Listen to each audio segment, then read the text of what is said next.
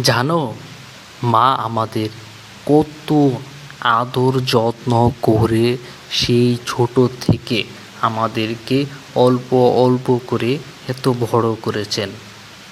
আমরা মাকে ভালোবাসবো, মায়ের সকল কথাবার্তা আমরা শুনব, মায়ের সকল আদেশ নিষেধ আমরা মেনে চলব, মায়ের বিভিন্ন কাজে আমরা সাহায্য সহযোগিতা করব।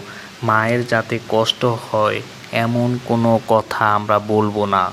আমরা সব সময় মাকে ভালোবাসবো, তাহলেই আমরা একজন প্রকৃত মানুষ হতে পারবো।